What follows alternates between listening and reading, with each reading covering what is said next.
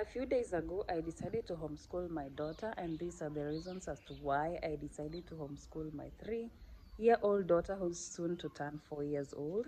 My daughter started school last year at 3 years old, second term, and in Kenya here we have 3 terms. There's first term, second term, and third term. The first term runs from January to end of March. Second term runs from May to end of July, and third term starts from September to end of October. And I took her last year second term because it's when she was turning 3 on May. In Kenya, children start school at 3 years old. So yeah, I took her to the first class, which is playgroup. She went for like 2 terms, and then this year she was supposed to join the next class, which is PP1, but I didn't take her to school mainly because last year she used to struggle so much to wake up. I had to wake them up earlier to prepare them. You know, you're preparing 2 children, you have to wake up a bit earlier. I will wake them up at 5:40 a.m. and then I prepare them. They take their breakfast, and then by 6:30 they're out to wait for the bus. So I felt like it was kind of straining for the little one at only 3 years old. How can you wake up at 5:40 and go to school at 6:30? And then the arriving time, guys, was from 5:30 all the way to 6. 5:30 all the way to 6. Let me say like 5:20 to 5:30, 5:40, sometimes 5:50. And it really didn't sit well with me because the child already is tired and hungry, and I think that's why she used to refuse to go to school. So I just told myself, let me take her to a nearby school so that I'll be taking her in the morning at around 7 something, and then go back for her at around 3 p.m. And I got a school nearby, and I said, let me take her to that school and see. The first time I passed there, I didn't like what I had. You know, it's near the road. It's a very small school. It's a new small school. So there's something that I had that I didn't like. It's a kindergarten school. It's a small, it's for the little kids, you know, from 3 to 6 years. It's for the little kids. Hiyo ndio tunaita ECDE ama kindergarten ama ECDE here in Kenya. So there was someone who was shouting at a child who was holding food. I heard her shouting, carry that food well. Oh, you don't know what, you know. And I didn't like it. And I called a friend of mine who we talk a lot about things. And she just told me, that's just, maybe she was frustrated. You don't know what transpired, that the teacher had to shout at the kid. Maybe she kept telling the kid, and then the kid didn't hear. So I used to think that it's supposed to be gentle. The teachers are supposed to be gentle with the kids, you know. If you shout at the kid, you know, mtoto hata anaweza kataa kuja shule. So I said it's okay, I'll go to school, but I was really angry with it with my friend because she's also a teacher, and I told her, maybe unatetea walimu because you're a teacher, you know. And then she told me, kwani nani ashautiangi watoto wake? She even knew at home you shout at the kid. And I told her it's different. I'm a mother, and this is a teacher who's supposed to be gentle so that the child can be comfortable with her. And it was okay. I decided to swallow the hard pill, and I went the next time. I went with my child. I actually wanted to dress my child for school so that I can drop her there. And then something just told me, wait, wende too. And then when you look at the school, na ukiona venye iko, and then you can bring her the next day. Where, that's where trouble started. That's where trouble started, guys. Hey,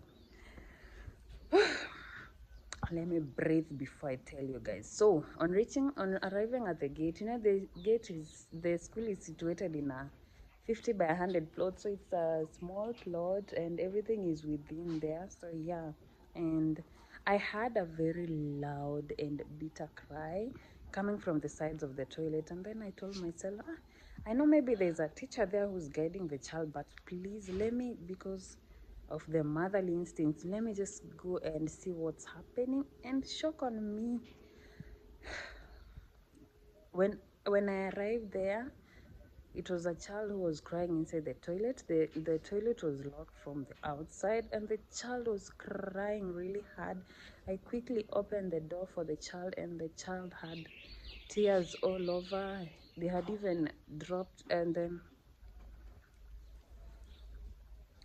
the child had mucus all over her. So it means that she had cried for a very long time, not less than 10 minutes, I'm telling you, because her face was all messed up. I'm telling you, she was screaming and screaming. And I just opened the toilet for the child, and it reminded me of what happened to me when I was in primary school. Also, there was a child who locked me from the inside. I cried, I cried, I cried. The bell rang, children went to class, and I don't even remember who opened the door for me, but I really cried. And I got traumatized, and I feared now places like that. Even today, when I go to public toilets, I don't lock them. I just leave a gap, but when someone touches, I just let them know that I'm inside. I even fear locking myself in the toilet because sometimes I feel like it might not, the door might not open. So yeah, and then there was a time I used to live in Kaongwara in the slums, and the toilets were outside. And then my playmates, when I went to the toilet, my playmates locked me outside, and they were laughing, and it was so traumatizing. I cried, I really cried, and the toilet, I don't even want to say that. I didn't really like what happened to this kid because I put myself in her position, and I just got her out and hugged her and just asked her who locked her inside, and she said some name of, I don't know, and I just I I I told her, come, let's go to class, and then we walked slowly to class, and I called out. Uh, I didn't see any office; there were just classes made of iron sheet because it's a new school. It's understandable. So I I asked for the teacher. Who's the teacher here? Because it was a class full of children. It was a class full of children, and then there were peeping on the window. There were two adults in that class, and I think the class also had little children because one adult was carrying a little child, and then I thought maybe it was a daycare. And I'm sorry, I don't I feel, I think, emotional, but I hope you guys are going to get what I'm telling you. And I called out, and then I told them there's a child crying here, and she was locked in the toilet. And then this teacher says, I asked for the teacher, and then she says, I'm the one. I tell her, this child has been crying in the toilet. I don't know. Didn't you hear the cry? And then she said, yeah, I had already been informed about the child crying in the toilet. So I was supposed to come and open for the child. And I really wondered, if you've been told there's a child crying in the toilet, why didn't you treat it as an emergency? Why didn't you leave everything you were doing and rush to the toilet to open for the kid? And let me tell you guys, when I went, the Nini is just next to the gate, the toilet is next to the gate. So we walked slowly to the classroom, meaning there was already time for her to rush. So if she was sure she wanted to come and open the toilet for the kid, I could have met her maybe halfway or already on the toilet, in the next to the toilet. But she was seated in class. She was seated in class holding a baby, and I don't know, if even if she was holding a baby, why couldn't she give the other lady the child and run, or maybe tell the other lady to go and open for the child? So yes, it really traumatized me, and I really felt so bad for the kid. And I really felt bad that she told me, even it's this child that locked that new mtoto ndiye amefungia the other child in the toilet. So you even know who locked the door to the toilet, nani already unajua mwenye alifungia mtoto kwa choo, na bado umekaa tu hapo umerelax ukisema ulikuwa uende umfungulia. At what time were you going to open the door for this kid? And the child was really crying, and maybe at some point I had a very different view. Maybe it was the teacher who locked the child in the room to teach her a lesson, or maybe she didn't know that there was a child locked in the bathroom, so she wanted to defend herself,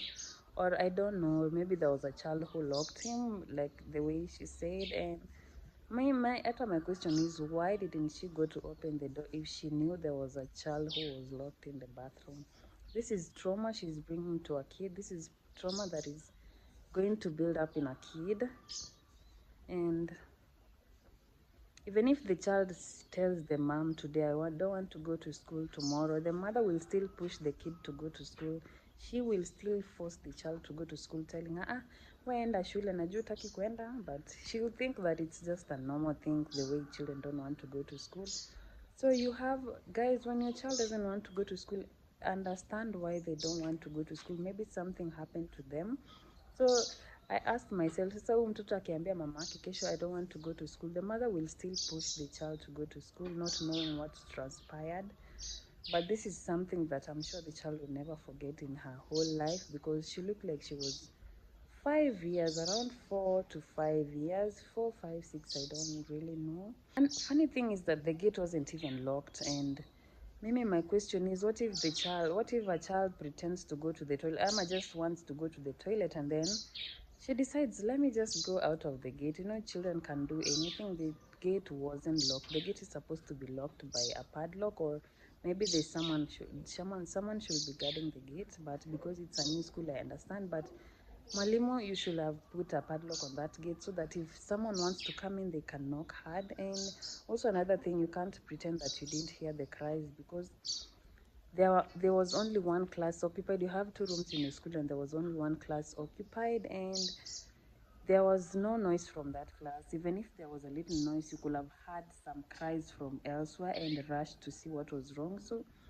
sometimes I feel like it was intentional for you to teach someone a lesson, or maybe you didn't know and you're afraid to say you didn't know.